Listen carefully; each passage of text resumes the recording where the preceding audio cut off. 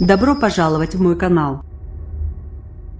La constitution de cette équipe intercoréenne, une première dans l'histoire des Jeux, a été actée lors de discussions entre des responsables des deux pays à Panmunjom, village frontalier où fut signé en 1953 le cessez-le-feu entre le Nord et le Sud. Parmi d'autres propositions, les négociateurs ont ainsi résolu de faire défiler ensemble les sportifs des deux pays, lors des cérémonies d'ouverture et de clôture, sous le drapeau représentant la péninsule.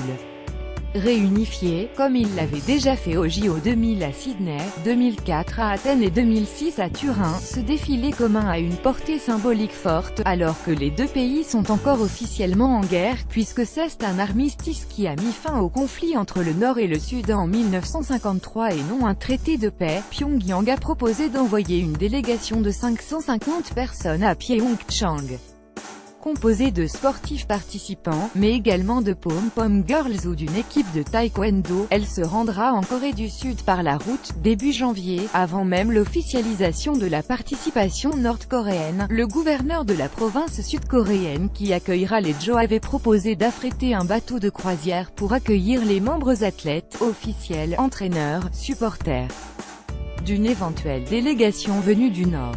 Ces questions logistiques devraient être tranchées dans les prochains jours, notamment après la visite d'une délégation nord-coréenne à Pyeongchang la semaine prochaine. Décision définitive samedi. Le CIO a pris note d'un certain nombre de propositions intéressantes émanant de différentes sources, a expliqué un porte-parole du CIO dans un communiqué envoyé mercredi. L'instance olympique promet d'évaluer attentivement les conséquences et le potentiel impact sur les Jeux olympiques et les compétitions olympiques de ces propositions, avant de prendre une décision définitive samedi. À Lausanne samedi, une réunion quadripartite entre le CIO, la Corée du Nord, la Corée du Sud et les organisateurs des JO 2018 du 9 au 25 février doit définir le nombre de sportifs nord-coréens autorisés à s'aligner pendant les Jeux, ainsi que les modalités de cette participation. D'autres initiatives sont actuellement à l'étude, la Fédération internationale de bobsleigh et de skeleton IBSF réfléchissant notamment à un équipage de bob